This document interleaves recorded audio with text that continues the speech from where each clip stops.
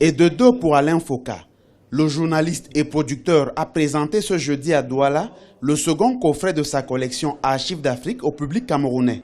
Entièrement consacré à l'ancien président Thomas Sankara, le second volume de cette saga retrace la vie et le combat du héros de la révolution burkinabé, décédé le 15 octobre 1987. Une révolution qui a marqué les esprits et qui a valu à son auteur une notoriété qui va au-delà des frontières de son pays. Thomas Sankara est certainement l'une des figures contemporaines africaines les plus importantes. Que l'on l'aime ou qu'on le déteste, il a marqué l'histoire d'une génération.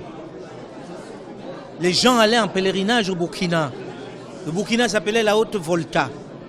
Arriver à changer les mentalités telles qu'on le voit au Burkina aujourd'hui, et ça reste encore, il faut avoir une force extraordinaire. Pour le public qui a pris part à cette dédicace, le combat du capitaine Thomas Sankara doit inspirer les générations actuelles et futures. L'Afrique a besoin de renaissance, de repères, et l'histoire de Thomas Sankara révèle l'Africain tel qu'il est.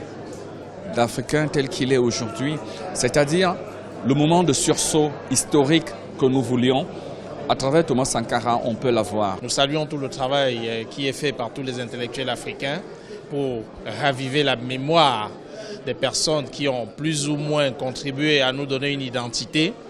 Et ce coffret, nous allons le garder jalousement. La cérémonie de présentation du second coffret d'Archives d'Afrique au Cameroun a été rehaussée par la présence d'Alouna Traoré, unique survivant de la tuerie du 15 octobre 1987. Alain Foka a gravé pour la postérité ce que nous avions fait, nos rêves, ce que nous voulions pour notre peuple.